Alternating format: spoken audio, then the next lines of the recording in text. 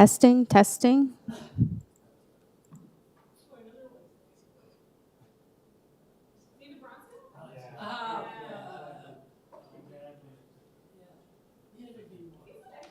He's a really nice guy. He's very respectful. He was telling me his wife had started a toxin spray, so that also just adds to my appreciation. Oh, sorry.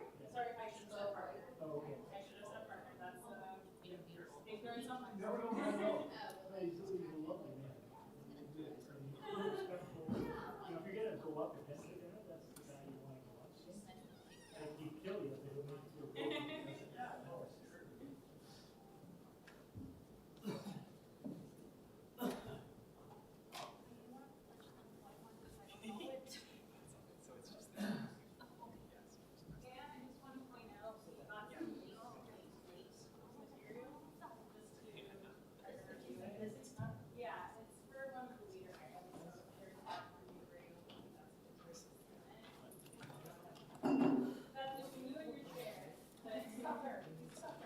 Oh, there's no eating involved. Testing, testing. You guys, I hope you filled up with extra lunch.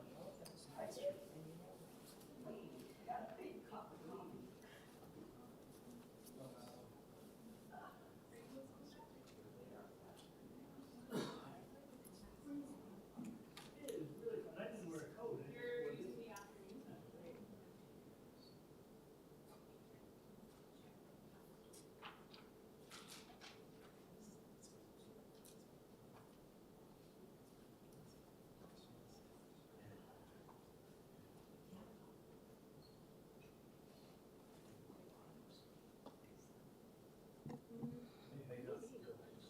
Testing, testing.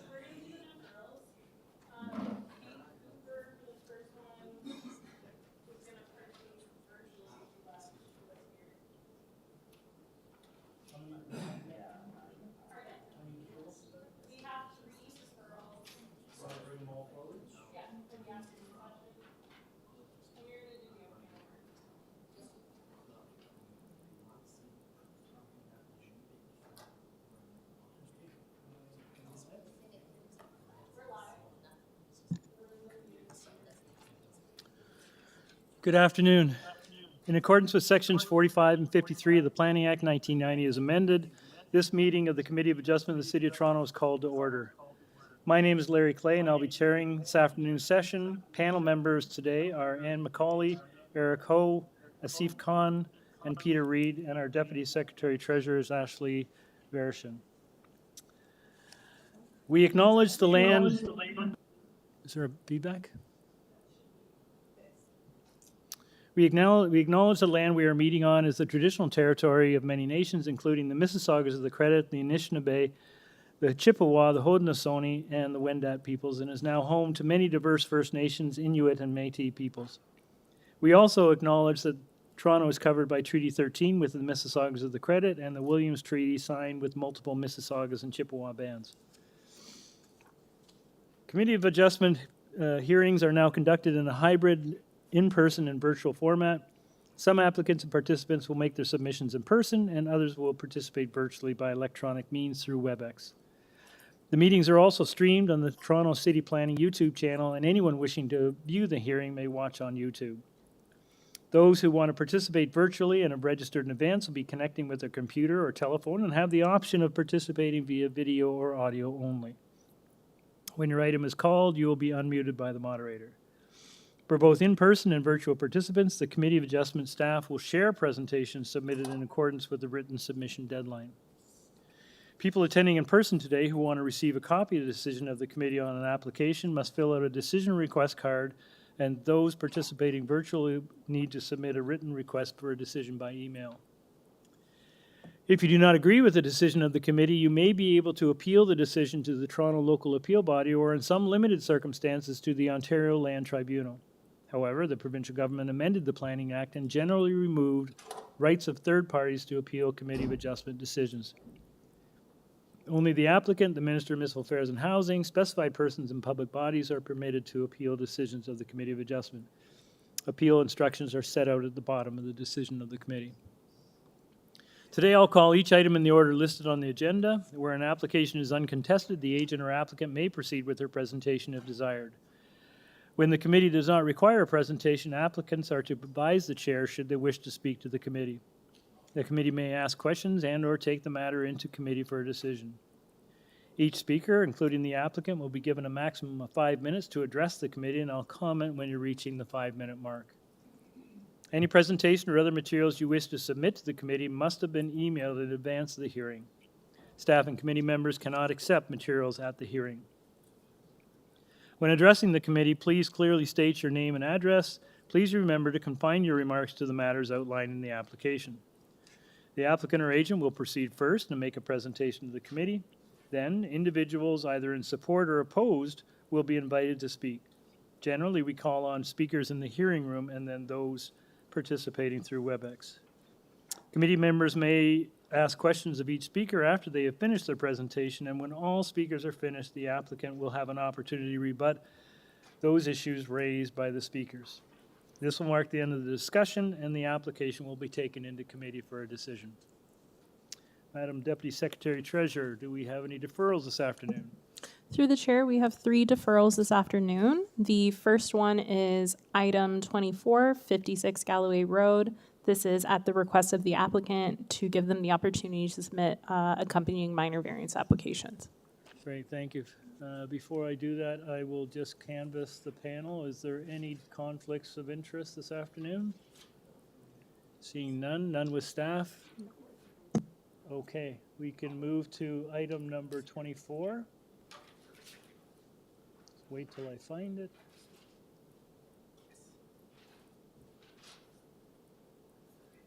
There. Item number 24, 56 Galway Road. This is an application to sever the property into 2 residential lots. Patrick, Good afternoon, sir. Patrick McAuliffe, agent for the owner. This got separated from the 2 fourplexes, so I'm trying to get them all back together so Okay. they'll all come together at one time. Seems to make sense. So you're seeking a deferral. Yes. Thank you. Panel, no questions. Let's go into committee. Can I get a motion? Through the chair, we do have a number of registered speakers. If you want to ask them if they're in support of the deferral or not. Thank you, Ashley. There's both in-person and virtual. Thank you so much. I apologize. I overlooked that. Okay, if you want to take a seat, sir. Yep. Is there anyone in the audience wishing to speak to this item? Hi there. This guy, sir, are you speaking to this item? Oh, that's Eric. You want to speak to it anyways? No, you're okay. All right, do we have our first speaker?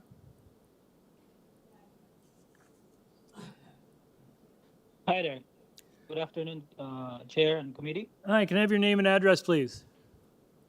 My name is Aljon Rojas, and my address is 49 Galloway Road.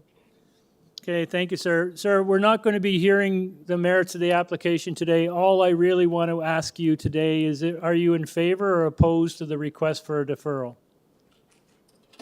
I formally oppose. You oppose, okay. Thank you. We have our next speaker, please. That was it. Oh. Okay.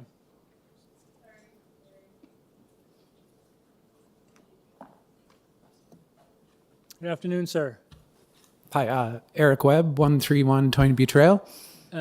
Thank you, sir. We're not going to be dealing with the merits today. I just need to hear whether you're in support or opposed to a deferral. I'm opposed. You're opposed?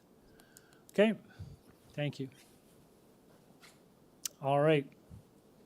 Sir, did you want to respond to that, or you've said, Well, like I said, this has been separated from the two fourplexes. So if this gets divided today and then the two fourplexes don't get approved, then we have a Right. problem. right, okay, thank you, sir. All right, let's take this into committee. Anyone want to take this one on? Eric? Thank you, Chair. I would like to move a motion. Hearing the applicant, the submission is not complete, so the committee cannot make an informed decision without a complete submission. So I move to approve a deferral of this application, sine die. Okay, motion to approve by, defer by Mr. Ho. Do I have a seconder? Mr. Reed, all in favor? You have your deferral, sir, and I would just note to those who participated, you will have an opportunity to raise your concerns if you have them when this application comes back to the committee. Okay, next application. Through the chair, the next deferral is item 26. This is 261 Bellamy Road North. It's at the request of the applicant to address community planning concerns and to obtain a new zoning review. Okay, do we have the agent? Can you guys hear me? Yes, we can. Okay, yeah, thank you. We have Yes, your- I would like to defer. Sorry, as we'll just well. ask for your name and address, please, first, sir. Oh, sorry about that. My name is Kyle Small. I live 98 Philosopher's Trail, Brampton, Ontario. Okay, you're seeking a deferral, Yes, sir. and the reason? The reason was that when I had initially submitted for the COA, I did not include my zoning review with that, it seems. And they did send back to me that there were a few items that you guys had found, I believe, that weren't included.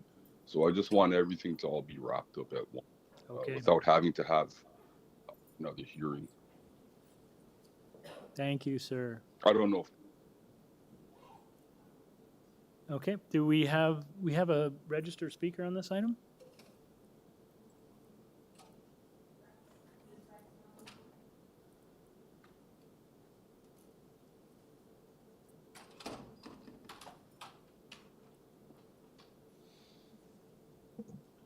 Mr. Mouland, you've been unmuted.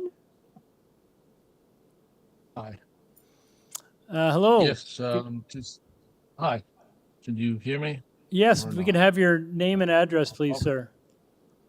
Rex Mullen, 12 Cheyenne Drive, Scarborough, Ontario. Great, sir, the applicant has requested a deferral to clarify some of the parts of his application. We're not going to be hearing that item today. I just need to hear from you whether you are in support or opposed to the request for a deferral. I'm opposed to the request for deferral. Okay, thank you very much, sir. All right, let's go into committee panel. Fairly straightforward. Peter? Thanks, Chair. Yeah, it seems like the applicant has missed some variances, so I think this is a straightforward deferral request. So I move that we defer the application sine die. Great, thank you. Motion by Mr. Reed to defer, second by Mr. Khan. All in favor? You have your deferral, sir. Mr. Moulin, similarly, you will have an opportunity to share your thoughts on this application when it comes forward at a later date. Ashley, our third deferral? Through the chair, item 29, 54 Bondgate Court. This is also at the request of the applicant to address community planning concerns. Okay. Do we have the agent? Oh, hi, come on down.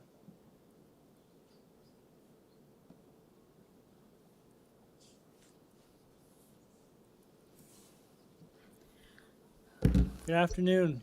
Good afternoon, sir. Actually, I sent in my proposal and it Okay, I'll just, if I could just get your name and address before you Oh, start. sorry. My name is Jane Parsuram. I'm the owner of 54 Bondgate Court. Okay. And you're seeking a deferral? Actually, I wasn't the one who was seeking the deferral.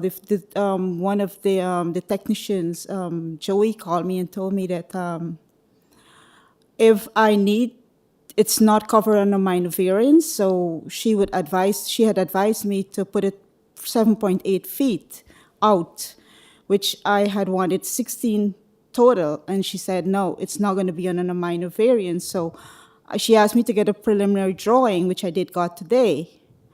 So I did all of that, and she said I can only enclose 7.8 according to the building. So that's what I did, and that's what I am asking for. So 7.8 enclose. So but notwithstanding that, you're seeking a deferral so you can clarify all this and come back at another date? Actually, I don't know how it works, but if it can be done like with half the size as she actually advised me to do, I wouldn't want a deferral. I would want to go through it, whatever she asks. So I did the preliminary drawing, I got it, I just have to send it in. Do we have any, we don't have any details from community planning, so do you? Ma'am, I'm No. sorry, unfortunately, we don't have in front of us the technical details to get you what you want. Yeah. It sounds better, I think, that if you go back, revise your proposal, and work with planning staff and bring it forward, it will probably come through a lot easier. Through the chair, if I may add, the community planning report did indicate should the item not be deferred, they have outlined reductions that they would support in their report. So reductions to variance 1 and 2. So have you seen that community planning report? I saw it, yeah, but they asked me to send in a drawing. So I actually have a preliminary drawing that I got today. So I was going to send it in, but I just got it before I came here, so I couldn't send it in. So we have no drawings, so it's And- not complete. And it's been reduced like by half. Ma'am, I think for the sake of clarity, I know it's going to delay you a month or two, but I think for the sake of clarity, you're probably better off getting this deferred and working with staff and making sure your application is complete and proper. Okay. Okay? Yeah. Thank you. All right. Committee. We'll go into committee. Does anyone want to move a motion? Asif? Thank you, Mr. Chair. I would like to move this application be deferred, signed die, and that's it. Okay, to a motion by Mr. Khan to defer. Do I have a Mr. Ho? All in favor? You're deferred, man. We'll try and get you back on. If you get that information into staff, we'll try and get you back on to as quickly as we can. Okay, thank you, sir. Okay?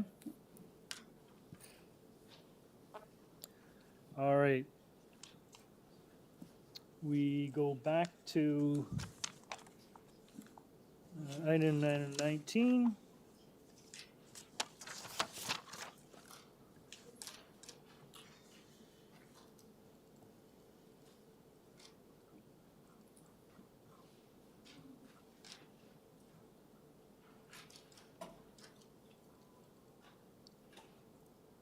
Okay, item 19.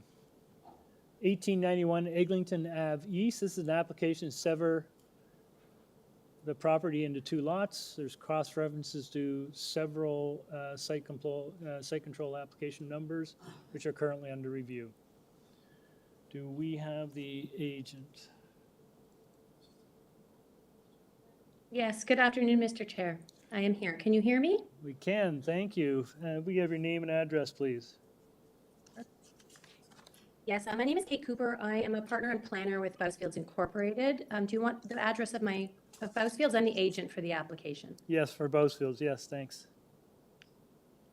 Okay, it's 3 Church Street, Suite 200 in Toronto. Great, thank you. Okay, you're seeking a variance, or sorry, a consent to sever. Could you give us a bit of an overview of it, please? Actually, Mr. Chair, for the last number of weeks, our client has been working quite diligently with city planning and ECS with respect to the wording of a number of the ECS conditions that are attached to the proposed consent application. While we do have agreement on the revised wording of these conditions, we were, up until just today even, we were not able to get this wording in front of the committee today. So as such, we would like to request a deferral from the committee today to allow us to continue these productive discussions we've been having with staff. Okay. All right. So you're asking for a deferral. We don't have anyone speaking on this item. Let's take this into committee panel. Peter? Thanks, Chair. I think this makes sense, particularly from the point of view that the applicant is willing to work with ECS to get to mutually agreed upon wording. I think that's a positive thing. So I move deferral of the application. Okay, Signy motion to Dai. defer by Mr. Reed, seconded by Mr. Khan. All in favor? You have your deferral. Thank you, ma'am.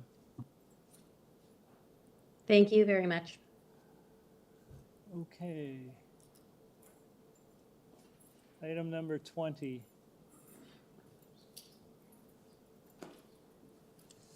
(17) South Edgeley Ave. This is an application to sever the property into 2 residential lots. This item was previously deferred to May 1st, 2024 hearing. We're cross-referencing this to minor variance applications, and the consent application and the minor variance applications will be considered jointly by the committee. So, good afternoon, sir. Hello, this is Patrick McAuliffe, agent for the owner. Your address, sir? 69 Harris Park Drive, Scarborough, Ontario. Okay.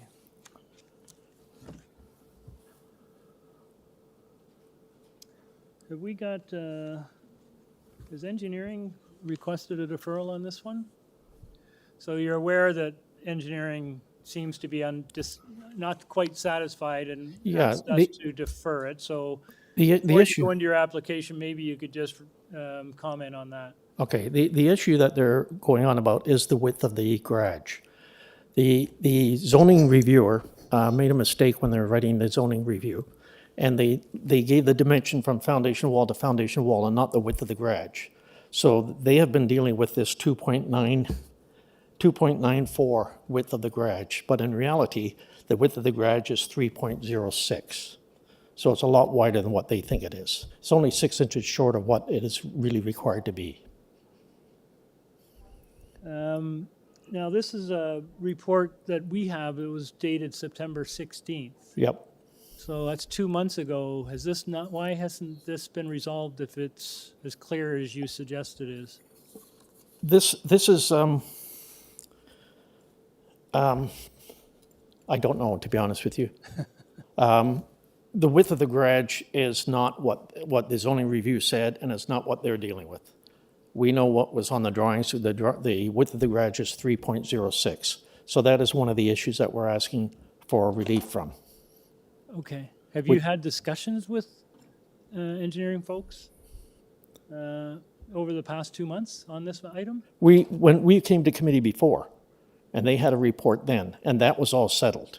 None of those issues are here now. This issue has come up since the new review was done. Okay. So is this in relation to one of the variances? Yes. On each one, there's a variance regarding, and it refers to the 2.94 as the width of the garage, when in reality it shouldn't be. It should be 3.06. And that's reflected in your drawings? Yes, it is. Okay. Does the panel, does anyone have the report up? Is it, could you? I just want to be clear whether there's a dispute still active or whether this resolves their concerns. Through the chair, while we're pulling that up, the ECS report does indicate that they were reviewing drawings dated January 28th, 2024. So that's the basis upon which they're giving us comments? So did you hear that, sir? Engineering is looking at pretty old drawings. You've updated drawings? No, the drawings that you have should have the dimension of 3.06 on it. Okay.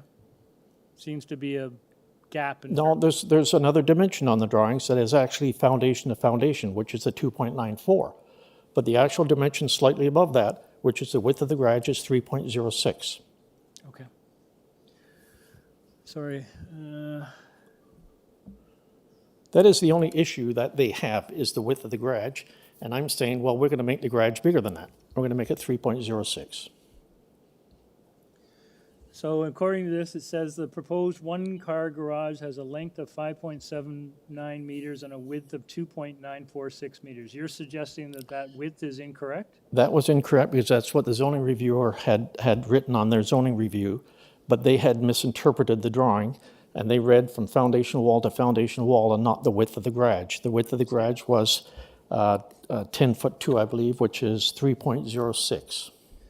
So then this is a variance and one of... Yes, it's a variance on both houses. So are you removing that variance then? No, I'm gonna, because right now the variance says 2.94. So I want to change that to 3.06. Right, you want to amend that? And Yeah. it's that's still less than what the bylaw requires? Yeah, the bylaw requires 3.2. 3.2? Yeah, 3.2, yeah. And you're, sorry, what's your... 3.06. Okay. All right, let's, I think it's worthwhile proceeding with this one, guys, just so we have an understanding. Everyone agree? One comment, Chair, is that the minor variance applications came in under a waiver, not through buildings. Is that correct? I'm sorry, I couldn't hear that. Sorry, the minor variance applications came through on a waiver, right? Not through zoning or building? Is that correct? It says W, it says waiver for the minor variance application. I'm sorry, I'm not hearing you, sorry. The minor variance applications, can you hear that? Yeah? Came through under a waiver, not through... No. That's When was that committee before? It came through as a waiver. That was on the previous I application? asked for deferral for that. Okay. And we went back and had it re-reviewed. That's why it's so much time between the time that I was here before and the time now. Sorry, so zoning examiner has visited the site or reviewed your drawings? Reviewed it. And this is what we have in front of us. It's a zoning examiner. Right, and they You're came up... saying the zoning examiner has made an error? Yes. Okay. But I couldn't go back to them again because it was going to be another 2-month delay to get things going again. Right, I understand. So you're basically going to be amending your variance today? Yes, on part 1, which is number 7, it says on there that it's 2.946. I would like to change that to 3.06. Okay. Through the chair, can we have the applicant specify if he's talking about part 1 or part 2, so we can pull it up and mark it up on the screen? Sorry, part 1, item 7. It says 2.946. I'd like to make that 3.06.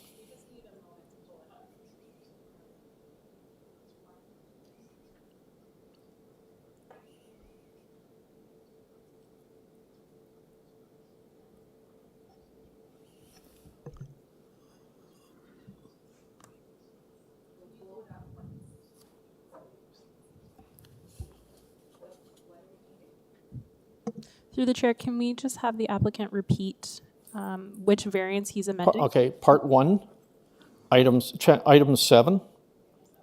The final number is 2.946, and I'd like to change that to 3.06.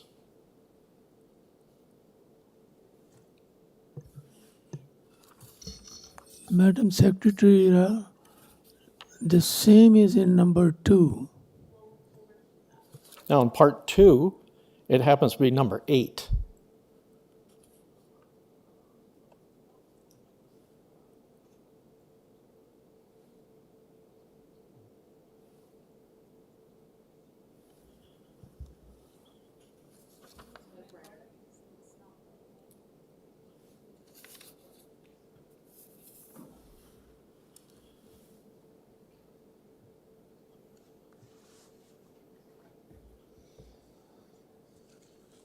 So while we're waiting, sir, 3.06, that is sufficient for you to put a car in there? Oh yeah, it's 10 foot 2.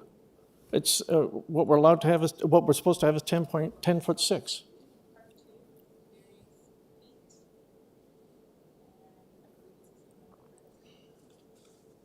Okay. How are we doing? Did we make the change? Through the chair, we have the amendments to part 1. We're going to pull up the notice for part 2. Can we just confirm that it's the same dimension for both part 1 and 2? Part 2 is number 8, Yes, but is it the same dimension? 3.06. Thank you. Correct. Okay. All right, sir, we've amended it according to your instructions. Now we'll just step back a little bit, and if you could just give us a short overview of what your application is. Okay, now the severance of the property is already 2 separate lots that are combined by 1 PIN number.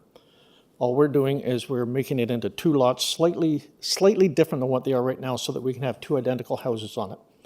And obviously down the road get 2 PIN numbers for it. So before it was 2 lots, after it's going to be 2 lots.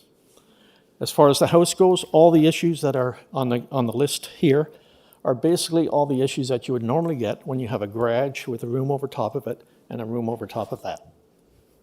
Okay. That's okay. Yep. All right, panel. Anyone have any questions? Yeah, sir? Yep. Did you say that this lot has already been divided? No, this entire subdivision is nothing but 25 by 125 foot lots. It's just about every lot is 2 25-foot lots. So most houses are on 2 lots, which form a 50 by whatever depth lot. But they're joined by 1 PIN number. So almost any house that you buy in that neighborhood, you're going to end up with 2 25-foot lots. And that's what this is. Okay. Understand. Ann, is that good? Any other questions? No, thanks. Thank you, sir. Thank you. We don't have anyone speaking on this item, so let's go into committee. Anyone have any thoughts or observations on this one? Yeah, I'd like to see the survey. Because he's telling me that the survey, it's just 2 lots, the survey. Yes, that's what he said. If you look at the original survey, that's the RP plan. If you look at the original survey, you'll see that it's 2 lots. You see that, Ann? Can you put up the original survey? So you're just tweaking Sorry. the lines between the two. Okay. There you go. You can see that it's 2 lots. Okay. And it's exactly 2 lots. It doesn't bleed onto other properties or anything. Understand, sir. Any other questions? No, for me, no. Okay. Thank you, sir. We'll take this into committee.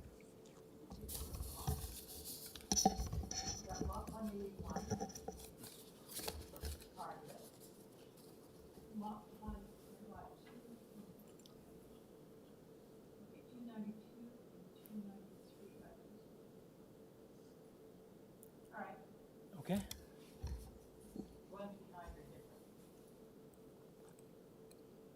Anyone want to take a crack at this, Peter? Sure, Chair. I think this is a reasonable application, both the consent and the 2 sets of minor variances. And thanks to the applicant for clarifying the driveway width. I think that probably satisfies transportation's primary concern. But regarding the consent, I think that this does, mimic a pretty consistent pattern within this neighborhood and on this street. There are wider lots like this one is currently, but then there are the kind of half lot condition all around scattered. I think it's pretty eclectic as an area. And then looking at the actual variances themselves, once we subtract the lot size variances, the actual built form variances are small, I think, and they're minor. And so I'm happy to move approval of the application unless someone else has something to say. But subject with all 3. Sorry, a second, Peter. Yeah. Seif? Oh, you second. I'm sorry. I thought you wanted to speak to that item. Okay.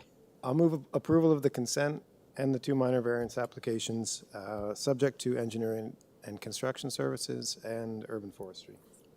As amended, pardon me, thank you. So as amended, variance 7 in part 1 and variance 8 in part 2.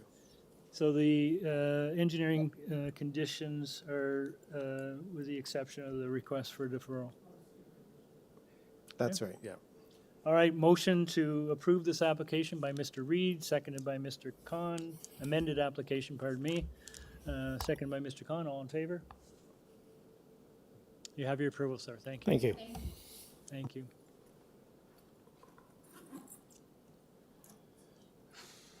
Okay, item number 21.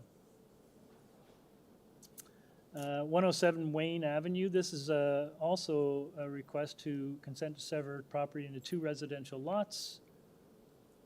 And do we have the agent?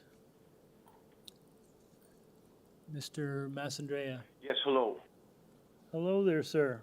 Yes, good afternoon, everyone. My name is Leo Mastandrea from 817 Cosburn Avenue, and I'm the agent for the owners at 107 Wayne Ave. Okay, sir. There's no one registered to speak, but I think just a very, very quick overview of what you're proposing, please. Sure. So basically, we submitted this application last year in November, and we revised our drawings, which is the drawings you have in front of you, based on staff concerns, and addressed all the staff concerns. And we spoke to the adjacent neighbors and did canvass as well, and no one had any concerns. In addition to that, we do agree to the engineering and development conditions as well as the forestry conditions. And it's my submission that it does meet the 4 tests of the Planning Act, and there's similar sized lots in the immediate area as well. Okay. All right, panel, any questions? Ann? Yeah, on the one lot, you have a frontage yard of 0.92 meters. That's less than a meter for a frontage yard, whereas frontage yard is 3.6 meters. Do you need all of that? Is your mic on it? I don't know if she, don't know if. Sorry, which application are we referring to? Because on one of the applications, due to the engineering and development request to do the corner rounding, that's why there's more variances on part 1 than there is on part 2.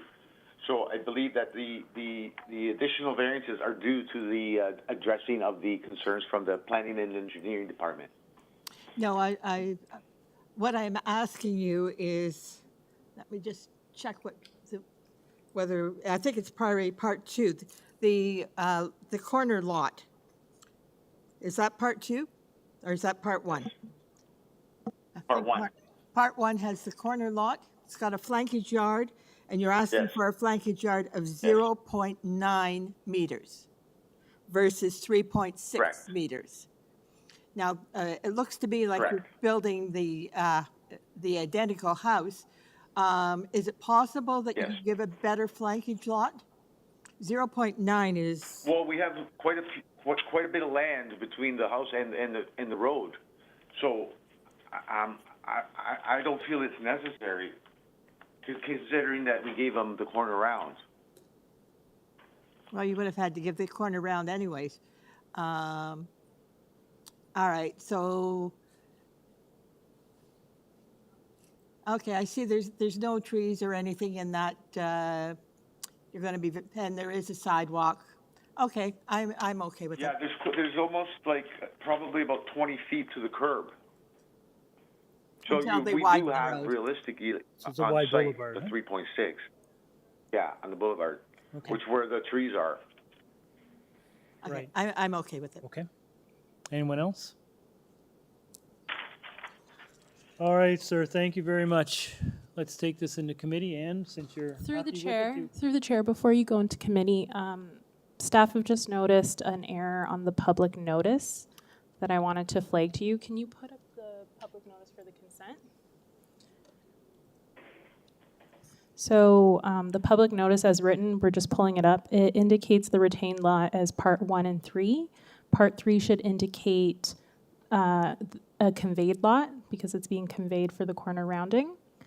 So we'd like to correct that just as a technical correction. Okay. Are we gonna do that now, or?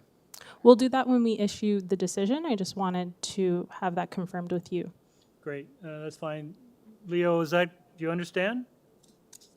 Yes, I understand. I have no issues. Yeah, no problem. Okay. Yeah, makes sense. All right, thank you. Yep, that's good.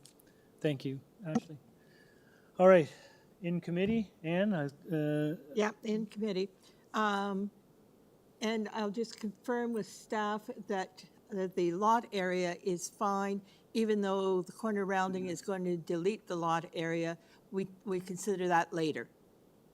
Okay, all right.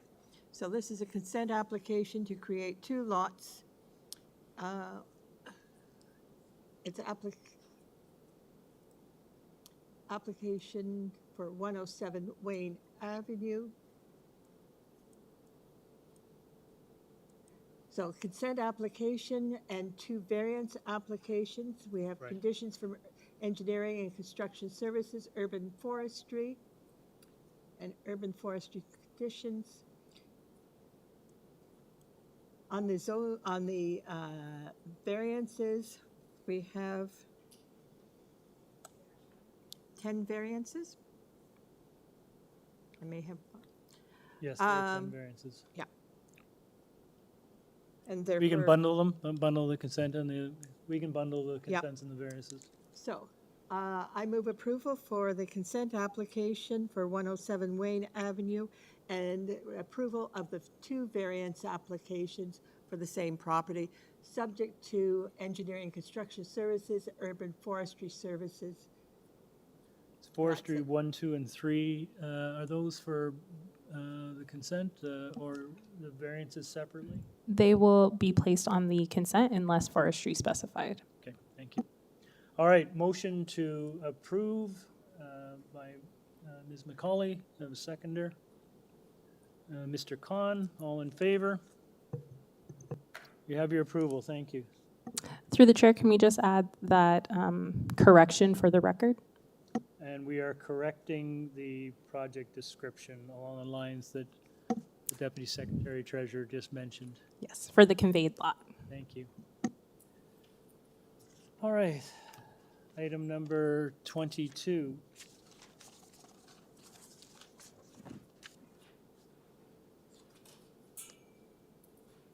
(400) Bance Road. This is again to sever the property into 2 residential lots. And associated variances. Back You're again. back. Yep. Patrick Okay. McAuliffe, agent for the owner, 69 Harris Park Drive, Scarborough. Okay, sir. Hang on just a second.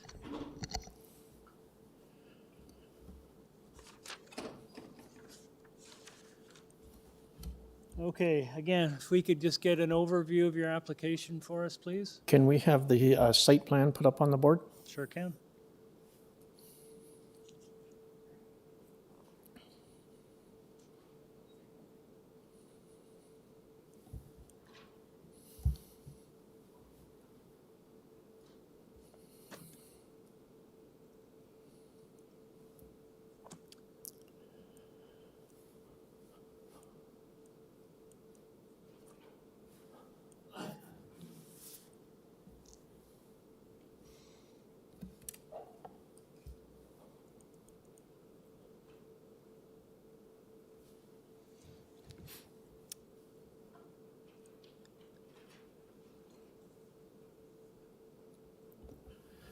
Okay, so when the owner came to me about this property, they had just bought it and. Sir, if you could just maybe pull the mic a little closer. Yep, sorry.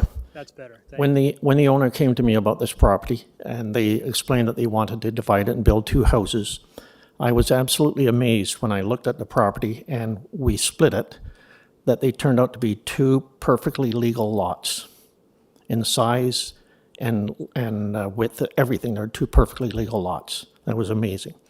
So now they wanted to build the identical house on each lot. Lot number 1 turned out to be no problem. There was the only issue with lot number 1 came as the living space index. So that was basically what we started out coming to committee with. But then they wanted to build the second house beside it. Now the problem with the second house beside, can you put up on the screen the submission that what came in on October the 28th? It's known as supporting material, October the 28th. It's a picture.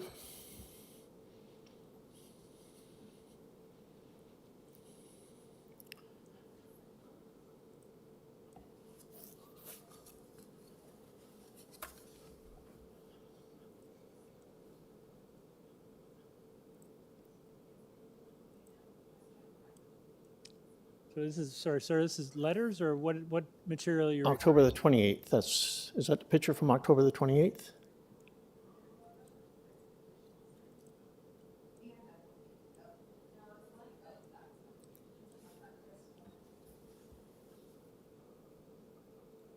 Is this it? There we go. That's it. So what happened was that the one half of the property turned out to be 3 feet higher in the backyard than the other property. You can see that in the picture, and you can actually see the swimming pool that's above the level of this, of property number 1. So what happened when we tried to put the 2 houses onto each lot, the house on lot number 2, or part 2, turned out to be higher in height. Because if we did exactly the same thing we did on lot number 1, you would basically have a walkout from the first floor to the backyard. Well, in doing that, you would have no ability to be able to put a basement apartment in this place because there would be no room for basement windows. So what we did was we raised the house. Now, obviously, we raised it so high that community planning is objecting to the height of the house. So what I want to do now is just go back over, the community planning says the house is too high and that the, so sorry, I got my papers here. The house is too high, so we want to reduce the house to 9.5 meters. There, we're asking for 10.07. Sorry, sir, you're amending the variances today? Yes. Okay, so you just slow down and bear with Yep. us. This is part 1 or part 2? Part 2. Part one is fine. Part 1 is fine. It's only, Going to part 1 is only the living space index. Okay? Hold on part- a sec, sir. Hold on. Let Yep. us catch up with you. Yep, okay. Okay. Part 2. Now, part 2, in order to try to please the community planning, I'm suggesting that we lower the height from 10.07, which is point number 2. Which variance is that, sir? Number 2, Number 2. So you're amending variance number 2 from 10.07 to what? 9.46. 9.46. Okay. And also, too, we will reduce the item number 3, the height of the walls.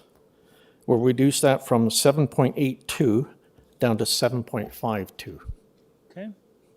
And all of this is as a result of trying to maintain the ability to be able to have a basement apartment and have windows and not try to regrade the entire property again. So does that affect your FSI at all? No. Okay. All right. Through the chair, can we confirm that staff have the numbers correct on the screen? Sir, can you? Yep. So this is all part While 2. he's confirming that, there's a whole bunch of other height items. Height of the main entrance, the height of the front platform. If he's changing the height and the wall height, if he's changing the height of the building, 3 is wall height, 4 is height of main entrance, and 5 is height of front platform. Do those also get changed? No, they don't change because I'm still having the house, I still have to have the house high to be able to get a basement apartment in it. So the way that I can reduce the height of the house is only by bringing it down. Right. So are you reducing the height of the floors or the height of the roof? I'm going to reduce the height of the first floor by 8 inches and the height of the second floor by 4 inches. Okay. Okay. And then bring the roof down as well. So to just want to capture your attention here, sir. Up on the screen are the proposed changes. Just want to confirm that's exactly what you're asking for. Number 2 and number 3. And this is regarding part 2. Yes, this is part 2. Okay, part 2, item number 2 will go from 10.07 to 9.46. Right? Item number 3 will go from 7.82 to 7.52. Great. So that's what we have, so we're good. Okay, is there anything further, sir, you'd like to share with us in terms of this application? Not really. If you look at house number 1, the only issue is the floor space index. So basically, the house number 2 is exactly the same house, just a little bit higher. Right. And you've spoken, or your client has spoken to the neighbors? No, we haven't. You haven't? No. But there's no This- opposition? No. Okay. All right. Panel, any questions? Yes, to you. I've no problem with the consent because, as the gentleman has said, this is an area where there are 50-foot lots up and down the street. So that's not a problem. The last variance that he's asking for is an Energizer outlet capable of providing level 2 charging or higher if not proposed. Do you want to change your mind on that one? No, I just keep forgetting to put that on the drawings, that's all. So I have no problem with it. So you need a variance to the requirement the parking spaces must be equipped with that. Yeah. All right. Okay, no more questions. Okay. Anyone else? Okay. Thank you, sir. Thank you. Now let's take this into committee. Does anyone have any thoughts or observations?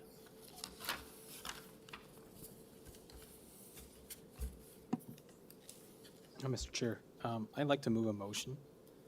On review of this application, I'm satisfied that the consent, as well as the minor variance requested, are in line with what the Planning Act is intended.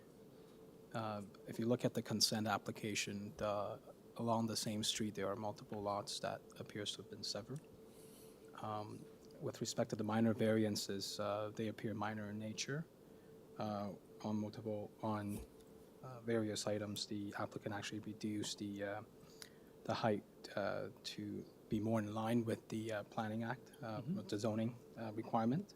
So I'm satisfied that this application is in line with both the consent conditions under Section 51 of the Planning Act as well as Section 45 of the Planning Act for the minor variances. So I move to approve this application. There are 4 street conditions. Oh, subject to 4 street conditions. Part 1, As- number 1, part 2, 1, 2, and 3, As amended. and as amended. And I assume you've seen engineering advisory? Yes. Okay. No problem. Okay. All right, motion by Mr. Ho to approve the consent and various variances associated with this application, subject to forestry conditions, number 1 for part 1 and 1, 2, and 3 for part 2. Seconded by Mr. Khan. All in favor? You have your approval. Thank you, sir. Thank you. Any more? Or No, are you that's done it. for the day? I'm going home now. Okay. Thanks.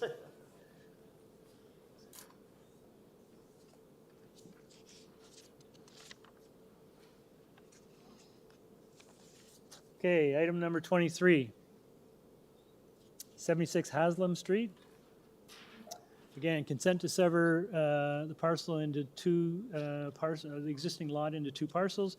Cross-reference related to previous minor variance applications, which are included in our package. Do we have the agent? Arlene Beaumont, Outred and Associates. We're the agents for the owners of 76 Haslam. My business office address is 2140 Winston Park Drive in Oakville. Before I get started, I just want to clarify which minor variance application applies to which lot, because there's a couple of very tiny differences between the 2 lots. So application A0144 applies to part 1, which is on the right-hand side, and the application A143 applies to part 2. So just to clarify that. So we're here today to request consent to divide the lot into 2 parcels for construction of a pair of semi-detached dwellings. Each semi is proposed to have a basement suite. The Proposed severance requires a variance for lot frontage. The area does meet the bylaw requirement. What we're proposing is frontages of 6.096 meters, whereas 7.5 meters is required per dwelling. There's also a number of variances required for the proposed dwellings. I won't go through all the variances. I think there are a couple that do require a little bit of extra explanation. So firstly, we have asked for a variance of 0.61 meters for the side yard setback on either side of the building. What is required is 1.2, but I did want you to know that that setback is actually to the second full floor of the dwelling. The basement and the main floor have a setback of 0.91 meters on either side. So at ground level, there's a full 3 feet between the wall of the dwelling and the side lot line, which provides adequate space for moving from the front of the lot to the back of the lot along the side yard with your lawnmower or whatever. The second variance I wanted to talk about is the proposed lot coverage.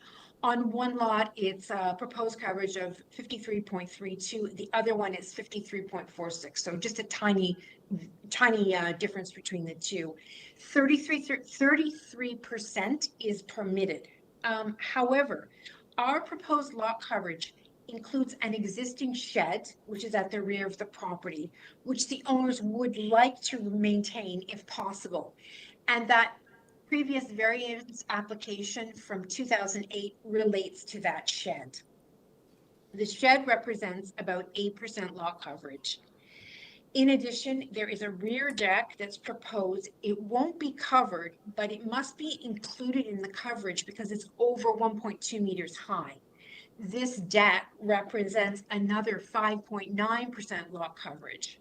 So if we just take the dwellings themselves and we take off that rear deck, we take off a small front porch, the shed, and the little bit of a second floor overhang, the coverage for the actual dwelling is 36.3%. So obviously much closer to that 33% requirement. There are 2 variances for the rear deck. The first is for a setback to the common wall. We're proposing 0.15 meters. The requirement is 1.8. The problem is that the property owner would like to provide usable rear decks. So that's why he's proposing these smaller setbacks. So they have a larger deck that's more usable. The decks also have a side yard setback to the first story, which matches the first story of the dwelling, which is 0.91 meters. And we have small variances required for the front yard landscaping and front yard soft landscaping. The final variance I'll talk about is for parking space. These dwellings do not have garages, but that's quite common on this street. A number of dwellings do not have garages, so the parking is, of course, in the front yard. This is a very eclectic neighborhood, lots of different housing styles, sizes, ages. And what our property owner is proposing is to divide the lot to accommodate 2 new semi-detached homes. We feel that this is, gentle intensification that is consistent with the neighborhood character, which is extremely eclectic. Happy to answer any questions. Anne? Thank you. I have a question. It's probably more a legal question. You're dividing the lot into part 1 and in part 2, and it looks to be divided almost equally. You've got the shed in the back. How do you when you're doing a semi, you're going to get a common wall, which will be between part 1 and part 2. The shed is already built. How are you going to determine what is the common wall, or are you going to have to build a common wall between part 1 and part 2? Yes, we are. Yes, we are. We're going to have to divide that shed. It won't quite be equal. There will be slightly more of the shed on one lot than on the other lot. Okay, and so you'll build a common wall in between along the property line, and that will deal with the shed and you've already covered that in your lot coverage. That's correct? Yes, that's correct. Okay, thank you. Thank you. Yes. Okay, we do have a speaker registered. Do you want to hold and wait until after we hear from, okay?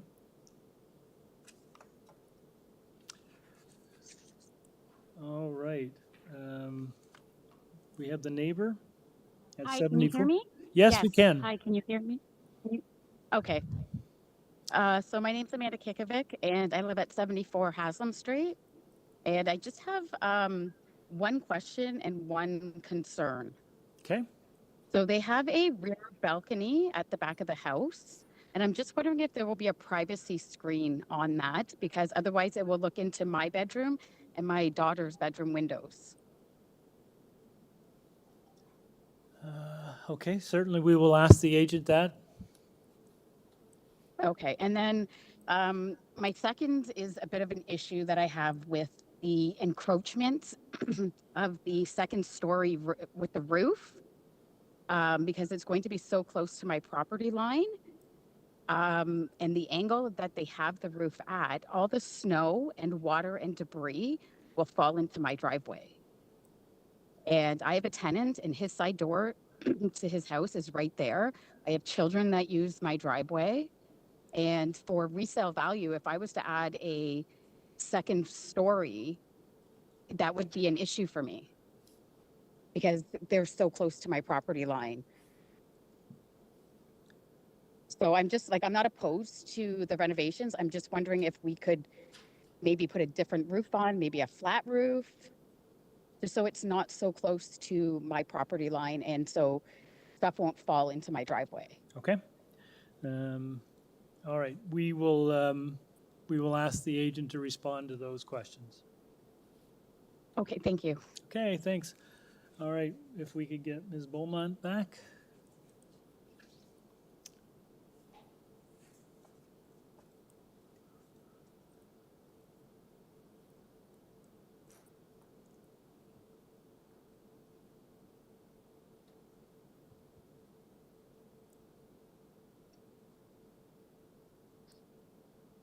Hi there. So I'll respond to the roof question. Well, first of all, all stormwater has to be dealt with on the subject property. So that's something for the architect and the engineers to figure that out. It has to be done through the building permit process.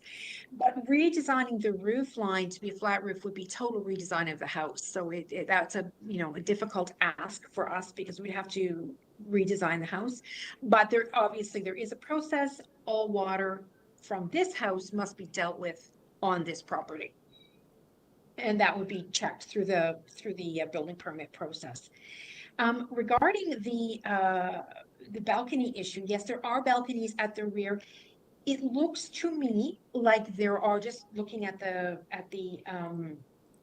rear elevation drawing, it looks to me like there are privacy screens on either side of both balconies, but I would certainly bring this up with the homeowners and the architect and ask that they do provide privacy screens for either side neighbors. Okay, the committee may suggest that we would make that a condition if they were to approve this. Of course, that's fine. All right, thank you.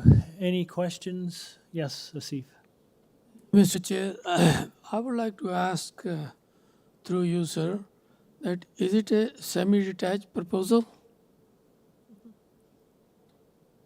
Yes. It's a semi-detached house. Yes. Thank you. Okay, anyone else? Peter? Thanks, Chair. Just one question of the applicant or the agent. In regard to the side yard setbacks and the stepping in of the first floor in the basement, would you be fine if we tied approval to the front and rear elevations to secure that? Yes. Thanks. Okay, any further questions? We're good. Okay, let's take this into committee. Does someone want to take a crack at this one? Peter? Thanks, Chair. I think this is a good project. I think the lot sizes fit. It's the variance required for the width is pretty small, just over half a meter. And I think it makes sense in this context to do semis instead of two single houses. And the variances that come out of it are to be expected with this type of gentle redevelopment of a site within a built-up area. I do think that the side yard setback being larger on the first floor and basement is important for access, and so I'm going to move approval of the application the application for consent and the two minor variance applications, subject to the or was substantially in accordance with the front and rear elevations. That's specifically to secure the side yard setbacks.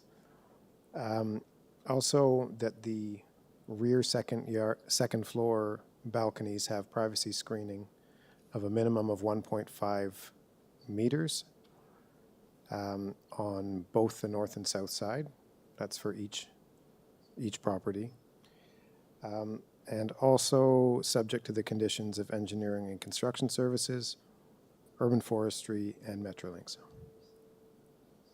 Metrolinx is conditions or warning? It's conditions? It's a condition. Thanks.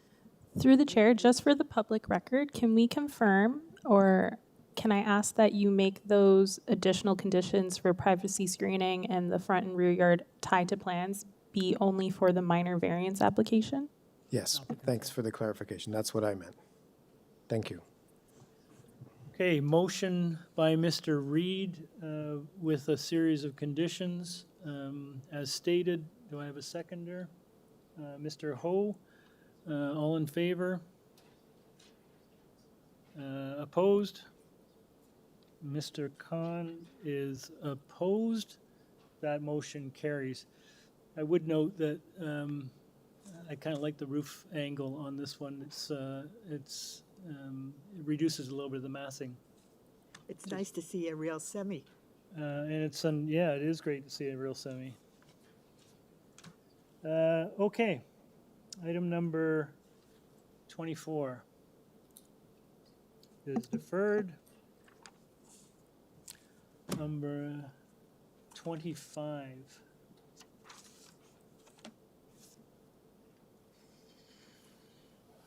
is 41 Farmbrook Road. This is an application to construct a sunroom at the rear of the existing building. And do we have the agent online? Mr. Ahmed? Hello. Oh, Ms. Ahmed. Yes. Hello. Hi. If we could have your name and address, please. I'm Shivangi Prajapati from CM Designers and Engineers, and second applicant is beside of me, and I'm presenting of this applicant. Okay, So, good ma'am. afternoon, Ma'am, Madam just Chair hang on a and- sec. Hold on a sec, ma'am. Panel, this seems pretty straightforward. It's only one variance, very minor application. Does anyone need a presentation? Ma'am, we don't need a presentation today on your application. Committee members have read the material. We're familiar with your application. Is there anything you'd like to share with us before we take it into committee for a decision? No, Great, thank you. I'm okay with this.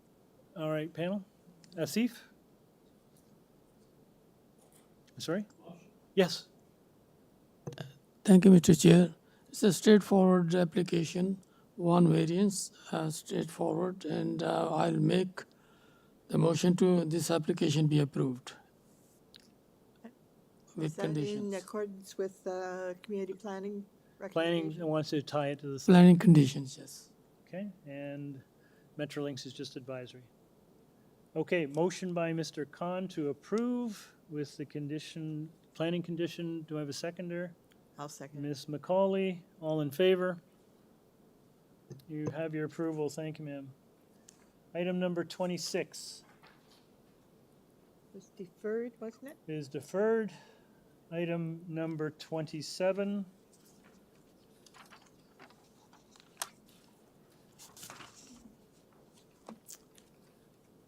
This is, hang on a second. We have an added report for number 27. Yes, hang on, let me find this here. Okay, this is 1111 to 1119 Kingston Road and 196 to 198 Blantyre Avenue. This is an application to demolish the existing 4 two-story semi-detached dwellings and permit an eight-story mixed-use building. Yes, sir. You have your name and address, please. Yes, good afternoon, everyone. My name is Ryan Doherty. My address is 3 Church Street, Suite 200 in Toronto.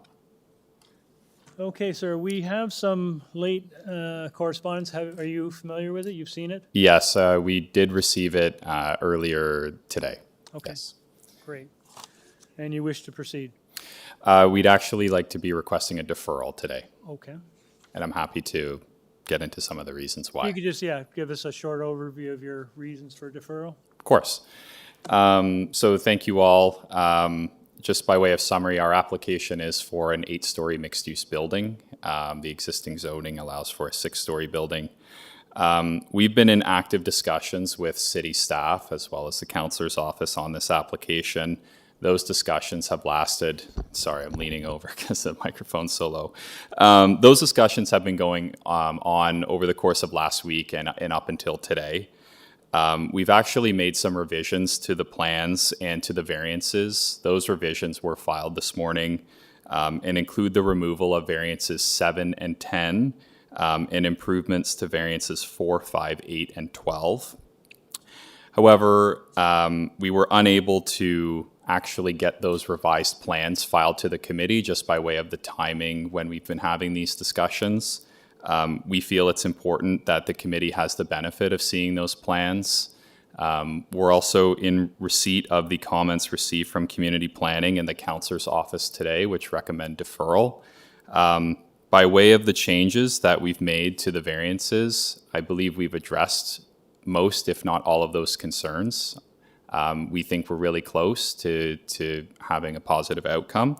We just need a little bit of additional time to continue those discussions, make sure that the plans can be filed, the committee can see those plans. And then I really think we can be back at the committee at the next available hearing with a revised application. So that's why we're requesting a deferral today. Thank you. Thank you, sir. Panel, any questions? We have one speaker. Come on down, ma'am.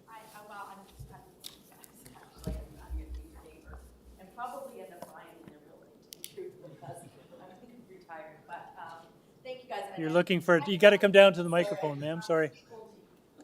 And I'm looking forward to seeing what the changes are. Sorry. So we can't hear you, you're not on record, so if you wanted to restate that. Okay, sorry, Diane Reed, I live at 170 Blantyre Avenue, which is 5 houses south of the proposed build. And I think I speak on behalf of the community. Most of us are excited to have some new buildings in there because the existing buildings are. Hang on a second.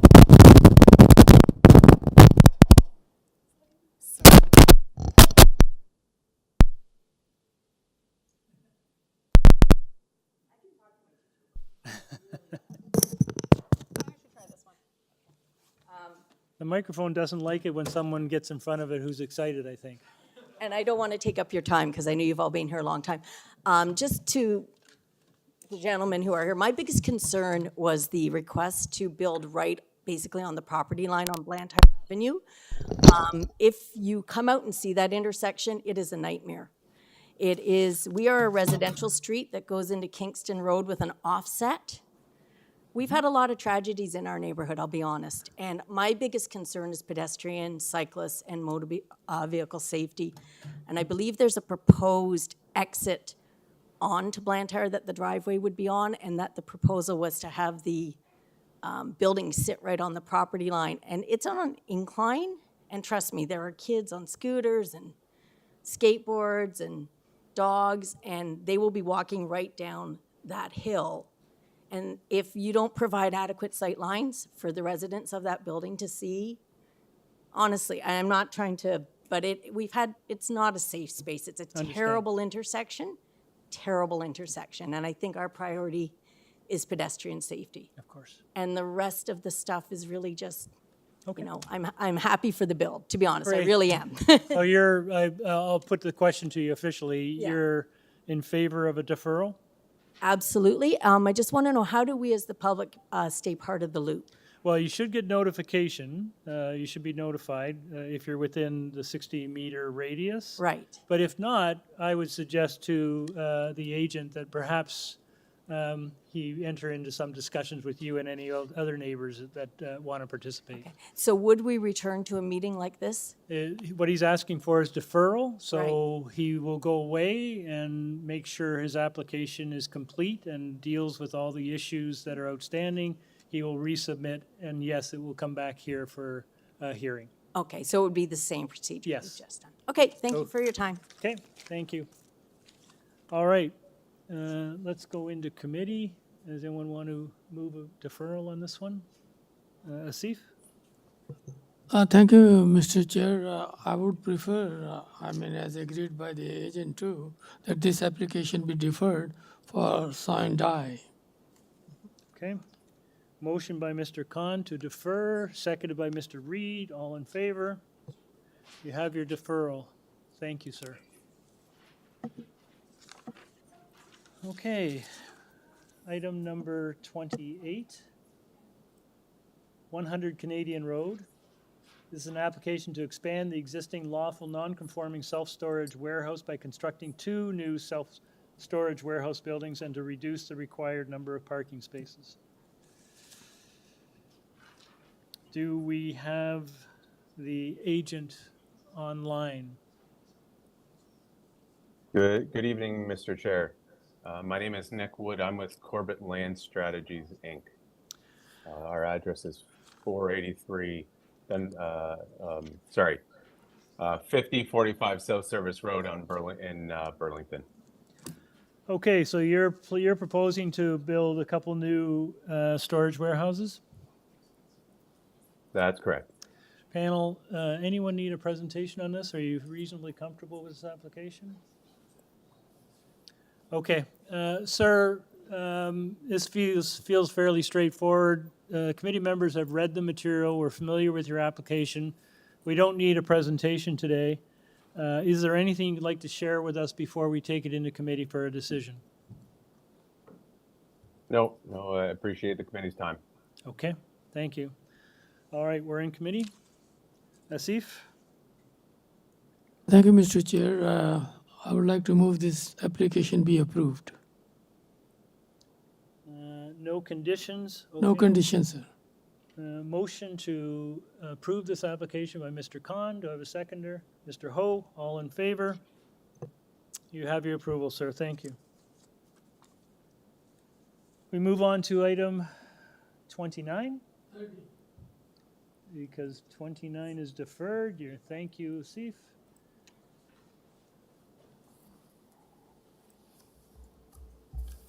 '28 Parkland Road. This is an application to demolish the existing dwelling and construct a new 2-story detached dwelling. Good afternoon, sir. Good afternoon, Mr. Chairman and members of the Committee of Adjustment staff. My name is Andrew Palumbo of Ian Hall Planning Limited. I am the planner and agent for 28 Parkland Road, and my address is 38 Betty Nagel Street in Toronto. Sir, have you seen planning staff's report?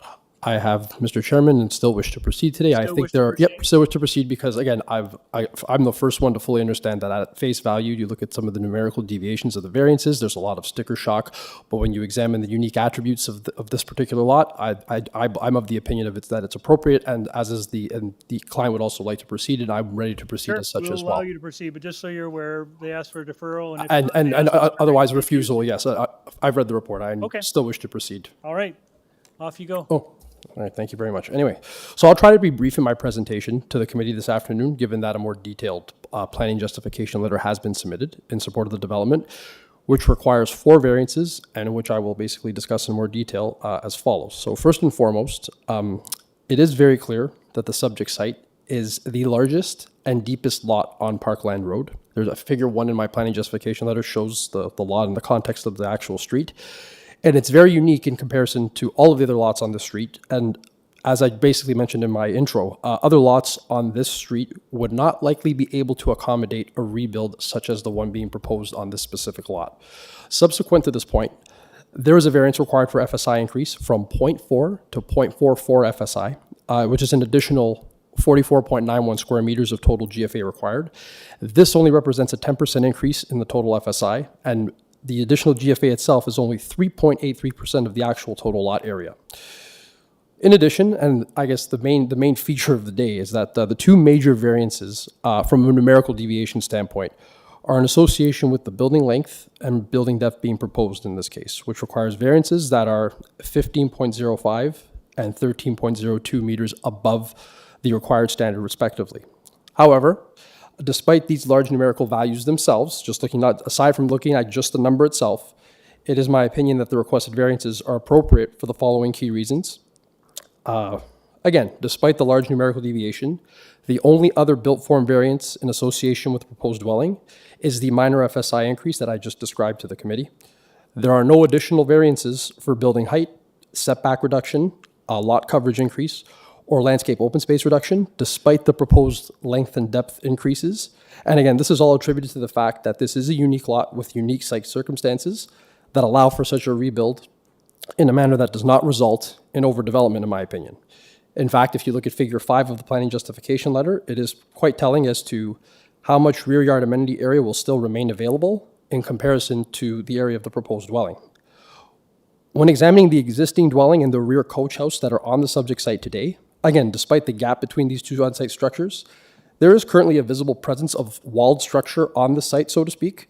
Again, fully understand this is not identical, and it would have a similar perception in a similar fashion from the streetscape and from surrounding lots, and the actual proposed dwelling itself represents an appropriate reconfiguration of the overall GFA and built form. So basically, this proposal, if you look at the site plan, it reconfigures the dwelling to better align with the pie-shaped lot and the pie-shaped angle of the lot. In doing so, it appropriately recesses the sidewalls of the dwelling along its east and west sides, better angles the built structure as it goes into the lot, and it aligns better with the pie-shaped lot configuration, providing sufficient separation from adjacent neighbors, which helps to mitigate privacy and overlook as well. Considering again that there are no variances required for side yard setback reduction, which implies appropriate building separation. That's not because there's no setback reduction variances before the committee today. So basically what's in question, it's not just a big boxy rectangle with a 32 length building. It's actually been designed in such a way where the west side of the actual dwelling is associated with the garage, if you look at the screen, which is about 12 meters in depth roughly. Then when it joins with the main dwelling, that section of the house on the, let's call it the east side, is about 20 meters, which is, again, if you look at them sort of part and parcel of one another, have appropriate length when you look at the way the GFA has been deployed. Lastly, it is important to recall that the proposed building length and depth variances are both back of house variances that aren't perceived necessarily from the streetscape, as per the front elevation drawing in the actual architectural set, as well as figure 4 of the justification letter. The proposed dwelling concentrates its massing in a substantial rear yard and provides an overall building design of an appropriate size, scale, and massing when perceived from the pedestrian realm. Excuse me. I should also mention that the owner did secure 23 signatures and a support petition for the proposal, which does imply that there is both a desirability and appropriateness for the proposed development on the subject site. So overall, for the reasons I've stated today, it is my opinion that the proposal should be evaluated based on its unique characteristics. And as a result, the proposal meets the 4 tests for a minor variance under the Planning Act, represents good planning, is in the public interest, and should be approved for the reasons I have provided to the committee today. Thank you very much for your time and having me here all day today, and I'm happy to answer any questions. Thank you, sir. You referenced a number of submissions in support. It was a petition letter, like signatures on a petition. I didn't notice it in my package. Did anyone? I believe it was submitted after the actual 4:30 deadline of last Tuesday. Okay, so panel doesn't have that. It is something that has been posted, but I think it was after the fact. Okay. That's why the panel would not have it. So I'll clarify. There are 23 letters, 23 signatures on a petition. Right. Okay. All right, panel. We do have a speaker waiting. So unless there's anything burning, we'll go straight to the speaker.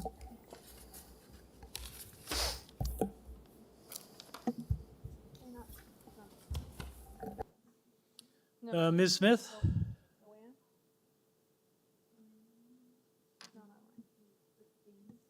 he's the owner. Through the chair, the neighbor that registered is not available online.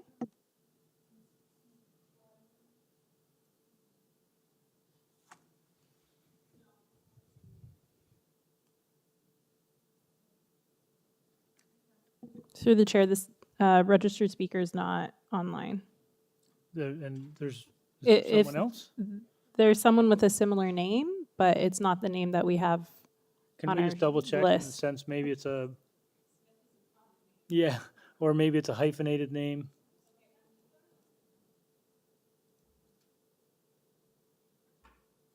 Hello? Hi. Yeah, they're not letting me online here. And my name's Doug Durno. I'm speaking for Joanne. So you're speaking for Joanne Smith? Can you hear me? Yes, we can. Are you speaking for Joanne Smith? Yes, I am. My name is Doug Durno. We're husband and wife. Okay. And sir, you've got 5 minutes. Thank you. Good afternoon. And again, thank you for giving us this time. As I said, my name is Doug Durno, and I live at 42 Clonmore Drive, adjacent to the southeast wall of 28 Parkland. We live around the corner from the front of 28 Parkland, and its present side wall covers half of our back property line. In the public hearing notice we received on November 3rd, it says that the role of the Committee of Adjustment and Minor Variances is to approve minor variances. The requested variances in the application for 28 Parkland are not minor. So why do I say this? Well, as far as building length, the maximum allowed is 17 meters. The proposed length is 32.05 meters. That's 87% greater than the maximum. As far as building depth, the maximum allowed is 19 meters. The proposed depth is 32.62 meters. That's 62.4% greater than the maximum. Clearly, these are not minor variances. This committee, according to its title, deals with minor variances. Therefore, we suggest that this committee is not the proper forum for this application. Another criteria that is to be met is that the proposal be desirable for the appropriate development or use of the land and or building. We live in one of those old post-war bungalows that are characterized by small windows and thus a lack of natural lighting. So we installed a larger window on the back of our house to make the interior brighter and allow us to view the natural surroundings. We are very close to the present brick wall that covers about half of our back property line and just 13 meters away. So this 2-story wall plus roof will create a wall that will now cover our property as well as the complete back property line of 40 and 44 Clonmore plus half of 46 Clonmore. It will steal light in the afternoon and evening, blocking out light in our yard and home. If our opinion counts for anything, the massive brick massing is not appropriate or desirable. In item 4 of the justification written by the planning company Ian Hall, the writer says, and I quote, "The variances do not create any undue adverse or new impacts on the streetscape or the adjacent neighbors," that being us, "including with respect to shadowing, privacy, massing, scale, or overlook." While that statement may apply to the homes that aren't adjacent to 28 Parkland, Ian Hall is obviously not considering we, the immediate neighbors on Clonmore, who will now have to deal with the shadowing, lack of privacy, massing, and scale. And as Mr. Palumbo brought your attention to the letter of support that they provided, I've read that. Please note that on that 23 people apparently signed, but none of those people are the immediate adjacent neighbors at 40, 42, 44, or 46 Clonmore. There are people scattered throughout the neighborhood who have all they will ever see is the front of the building. So they are not adjacent to the new building and affected by the massive brick massing.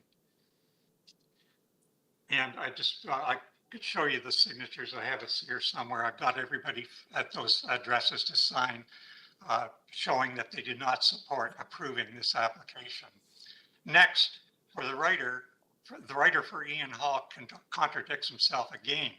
On page 9 of this justification, he talks of trees creating a strong tree screen for the Clonmore residents and says these trees will remain. First of all, the wall is visible regardless of the leaves. And for 6 months of the year, there will be no leaves to act as screening regardless.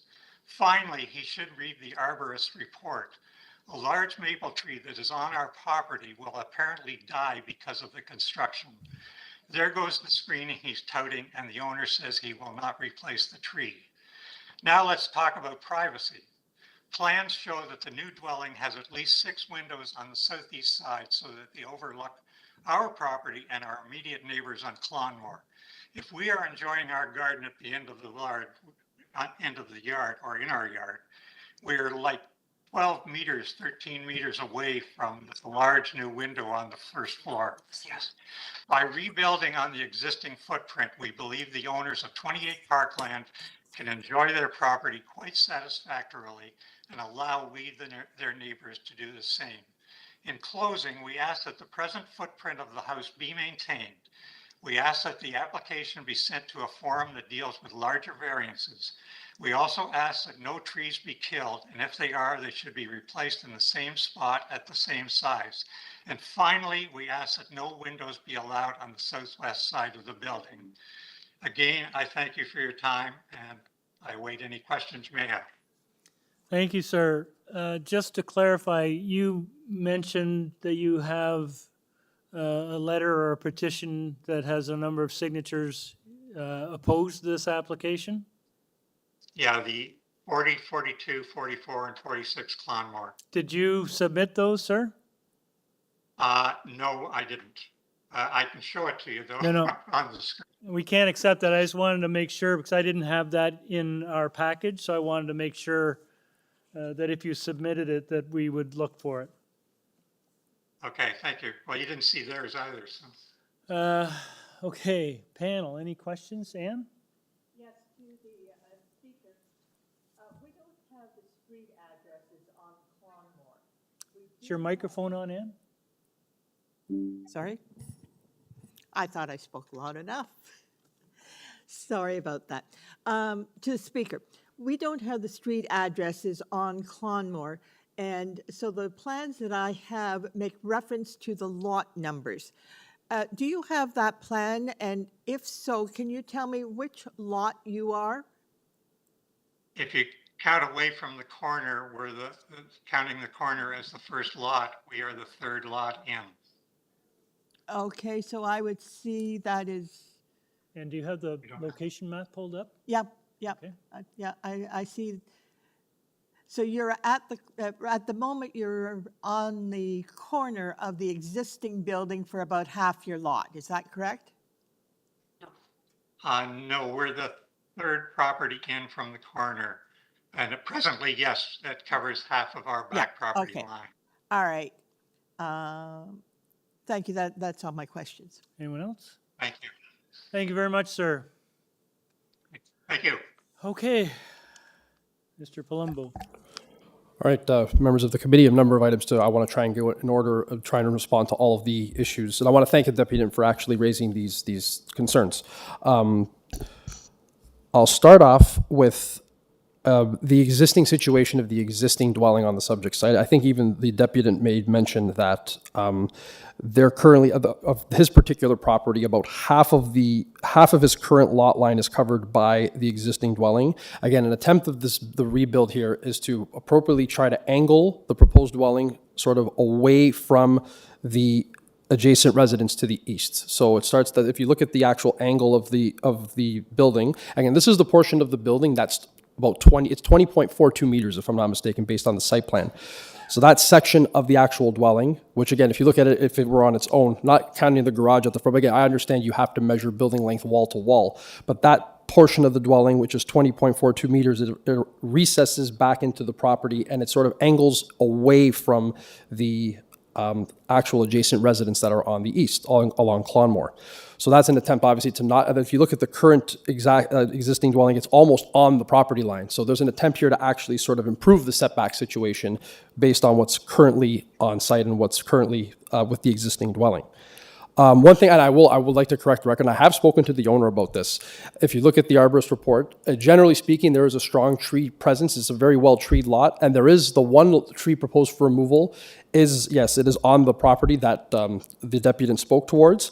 Urban Forestry has reviewed this application. They've issued a standard condition to permit to injure or remove. And one thing, if I could even get it on record, I have spoken to the owner, and notwithstanding what the deputant said, I know the owner is committed to obviously try to provide as best a tree screen possible here. I'm not sure if there's a way to capture it, but he's agreeable to, aside from just the 3 replacement trees that are required as of right, he is willing to plant an additional tree or 2 or 3, even like a double count, just to sort of ensure that there's appropriate mitigation there to satisfy this neighbor.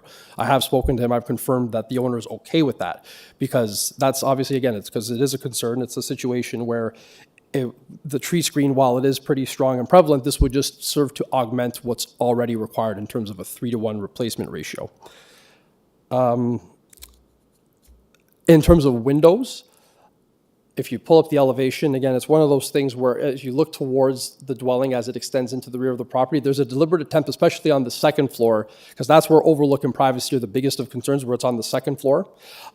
There's minimal windows on the second floor, so in terms of overlook and privacy from the second floor, the windows looking in, or adjacent to the eastern property limits, there's a deliberate attempt there to not make sizable, but there's thin windows and they're not as prevalent as they would be, or like a typical wide window on that side of the building, on the east elevation.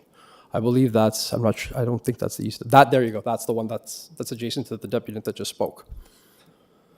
So there's a deliberate attempt there to actually, on that part of the dwelling, there's an attempt to try and actually provide as little windows or lesser window as possible on the second floor, where overlook is a little more prevalent and more of an issue.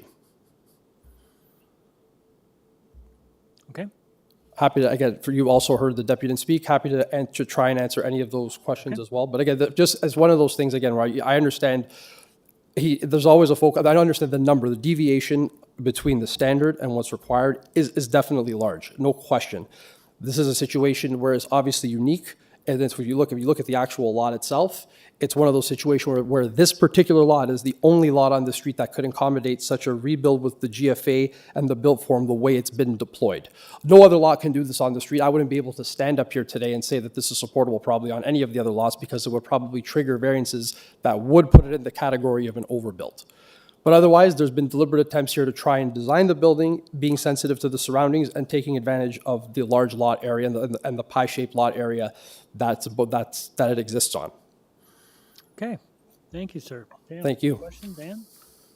Yeah, I just want to confirm with the applicant and I guess with staff that the only variances you're looking for are FSI, building length and depth, and then a platform. But you're not asking for any side yard variances per se. That's correct. Okay. Anyone else? Asif? Thank you, Mr. Chair. Sir, I just wanted to ask, have you read staff recommendation? Yes, I have. And have you heard the comments, people not in favor of your proposal? Yes, I've tried to respond to them as best as I could today. I understand that you can't obviously please everyone, but there's overwhelming support, generally speaking, in this neighborhood through the petition letter that was signed, and there are no other registered speakers here today, so I can't speak to any of the other concerns. And again, with respect to the concerns raised by the deputant who spoke today, I wanted to hopefully have it on record that my client, the owner of 28 Parkland, is willing to, and even further enhance, go above and beyond what he's actually required to do by urban forestry to try and satisfy any overlook or visual mitigation concerns. He's perfectly willing to do so and would do so if he had the opportunity. Thank you, sir. Thank you. Anyone else, Ann? Another question back to the applicant. If we approve this application today, are you in agreement that the building plans, including the elevations, be attached to your approval? Yes. Okay. Okay. Anything else? Thank you, sir. Thank you. Let's go into committee. Anyone want to start? Ann? Yeah, I'll start. I understand that this is a very long lot. It goes across 7 or 8 lots on Clonmore. But I think what we have here is a large lot, a large house, although the FSI is 44 versus 40, so it's still in that line. We're not talking twice. I really don't see anything wrong with this. I think because of the concerns of the adjacent neighbors, that the application should be approved subject to the site plans we see and the building elevations we see. Other than that, I'm prepared to recommend approval. Okay, hang on a second. Anyone else? Peter? Yeah, I feel opposite to my colleague, Anne. I know, which usually this is flipped the other way, but I understand the fact this is a very special lot, and I do appreciate that there have been, it's clear there's been architectural thought put into this in terms of the massing, the actual design of the house and fitting in.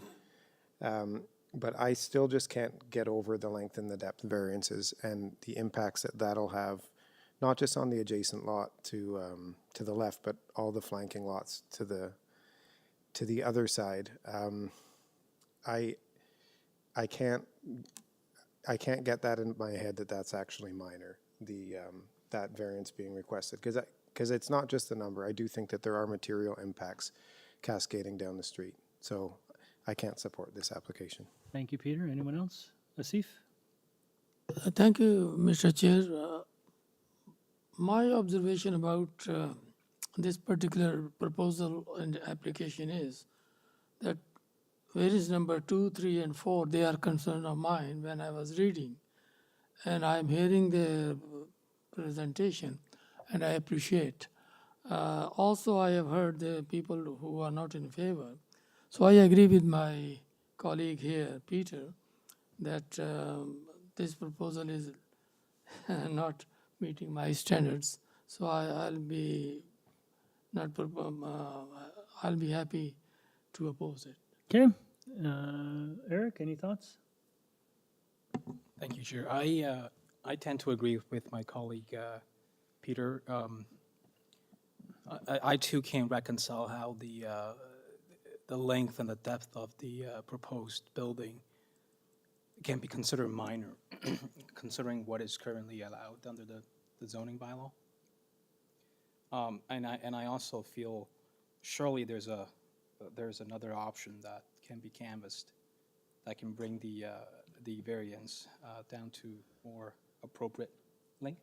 And I urge the applicant to explore that option with the community planning.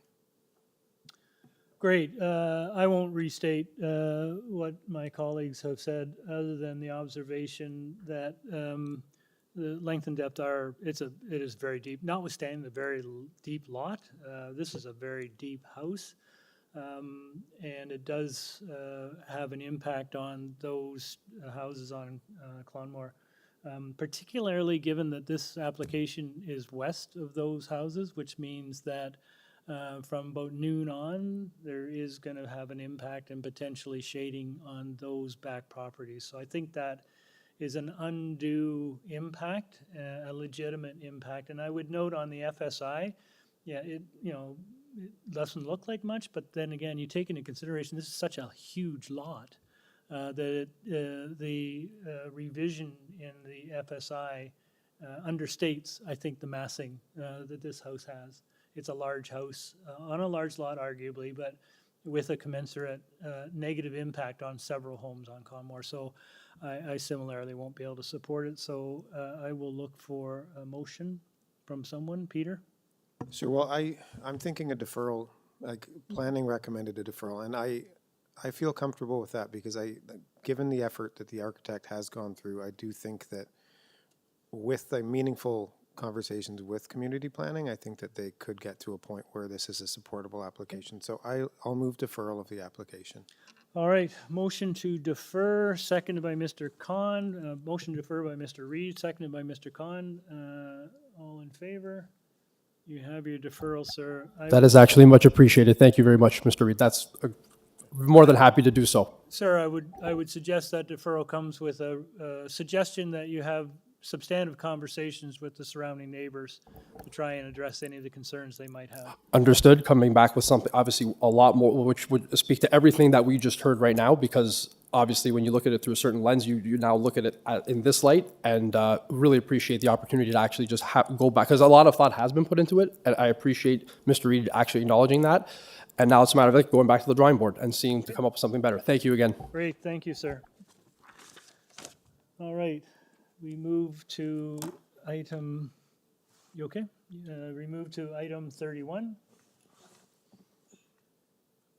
2250 Markham Road. This is an application to construct 3 single-story buildings, a multi-use warehouse, a multi-unit retail building, and a restaurant, and a 5-story storage facility. Do we have the agent?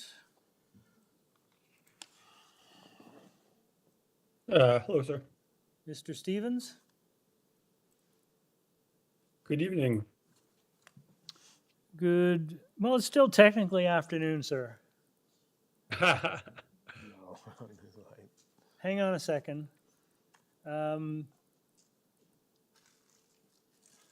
So you're seeking a change of use and a slightly reduced number of parking spaces. Panel, does anyone need a presentation on this, or would you rather just go to questions? I think questions are probably fine. Okay, no presentation. Sir, we've read your application. You've put a lot of material in and supported material, which has been very helpful. We don't really need a presentation today, but we may want to ask some questions of you. Is there any questions? I see no questions, sir. We're going to ask one. Oh, Peter, okay. Thanks, Chair. I think there's not much of a concern with, from my perspective, for the second parking variance. But can you just talk to the use variance that you're proposing and why you think that these proposed uses are compatible with what's permitted? Yeah, absolutely. Thank you for the question through you, Mr. Chair. So I would say that when you look at the site and the surrounding area, immediately west of the site is the CP rail line, which I would argue is an appropriate location to back onto for warehousing and self-storage uses. It is not close to sensitive residential uses. North of the site is Finch. Further north is a car dealership. South is another car dealership. And east are commercial uses. So I would argue that based on this particular location and noting that there are warehousing and self-storage uses in the immediate area, that it is a very appropriate location for these uses. Okay, thanks. Okay, anyone else? I'm Oh, just sorry, going to- I was looking at Ann first. Asif, hang on a second. Go ahead, Ann. I was just going to say, since the Honda dealership is right next door to this guy, and I'd get my car serviced at that Honda dealership, I understand this site. What he didn't say, and I don't know whether committee is concerned about that, is that Finch at this location goes up in a big height over the railway. So although most of the development, be pros, is on the north side and the west side of the site, you're not going to see that.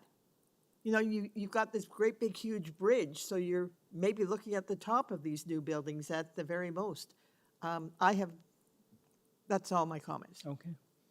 You can maybe get your storage, put your storage there as well as take your car there. Well, I'm realizing there's 3 restaurants there. I only go to the McDonald's. Heaven forbid that there's 2 others. Asif, you had a question? Sir, yes, thank you, Mr. Chair. Sir, I just wanted to know, I mean, you are 3 buildings, multi-use, and I would ask you to tell me that storage is being considered and warehouses also will be provided, or what? Through you, Mr. Chair. So there are 3 single-story buildings being proposed. So one is a warehouse use, one is a retail, and one is a restaurant. And in addition is a 5-story self-storage facility. I hope that answers your question, sir. Asif, you good?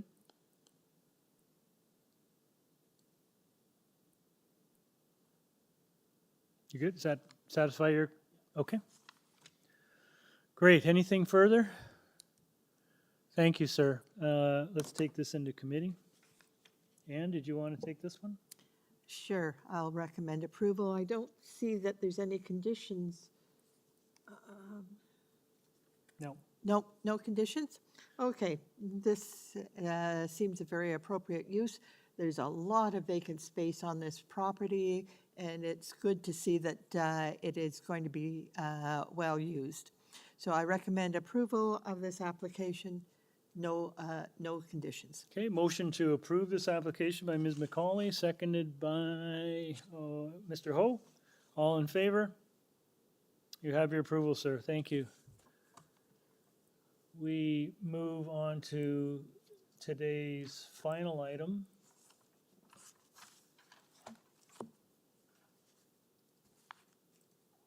Uh, 130 Lillian Drive. This is an application to construct an additional basement dwelling unit and proposed basement walk-up to the existing dwelling. Do we have the agent? Yes, Pamir speaking. Oh, hi. If you could just give us your full name and address, please, sir. Pamir Rafiq. The address is 130 Lillian Drive. Okay. Scarborough. Panel, do we need a presentation on this one? Is the owner speaking, 130 Lillian Drive? Through the chair, I think the applicant gave the application address and not their address. Oh, sorry, sir. Could you give us your address for the record? The address for the business? No. For, well, your business address, yes, sir. The business address is 1435 Cornwall Road. Okay, thank you, sir. Unit D2, Oakville. Thank you, sir. Okay, I go back. Anyone need a presentation on this one? Sir, oh, did you have a question, Ann? Maybe a really quick presentation about the additional basement dwelling unit and proposed basement walk-up to the existing. I thought there already is. So your question is it already constructed? Yeah. Because they're only looking for, it's only a parking variance, right? Yes. So no, the application was actually for the walk-up as well as legalizing the apartment. But there was nothing else that would require a variance except the parking spot. That's the only thing that will require a variance. Did he say the apartment is legalized? It may be, I guess so. It's not, it conforms with bylaw. Otherwise, they'd meet with the exception of parking. Okay. Peter? So just to clarify that. It's currently in review with the city. Okay. But just to clarify, the parking variance is required because you have the door now, so then the parking space has to get pushed up towards the front of the house. That's it? That's correct. Okay. And the bylaw, the way the bylaw works in this area is technically you're not supposed to have a parking spot in your front yard, but the new parking spot will partially be in the front yard. And realistically, the driveway is already there, and we already have cars parking there, so it would really just be partially like a parking spot would partially have to be in the front yard. That's what the variance is basically. Understood. Thanks. Okay, and the parking spot is entirely on private property? Correct. Okay. All right. Anything further, panel? Okay, let's take it into committee. Oh, Ann? Okay. I'm okay with this. I understand that the parking spot will be partly in the front yard because of the access driveway, or access to the basement interferes with the existing parking. Therefore, I also understand that transportation engineering are okay with this, so I recommend approval. I'm always looking at subject to anything else. No conditions. Okay. Recommend approval for this variance. Okay, motion to approve by Ms. McCauley. And a seconder, Mr. Ho. All in favor? Thank you very much. You have your approval. And Thank you, we yeah. are adjourned at 5:52 PM. Thank you all. Long day. Thank you. Through the panel. chair, can we get a motion to adjourn? Oh, do you guys do motions here? Okay. I'll move a motion to adjourn. Okay. Motion by Mr. Reed to adjourn at 5:52, seconded by Mr. Khan. All in favor? Thank you all. Thank you, staff. Thank you. Thank you, everyone.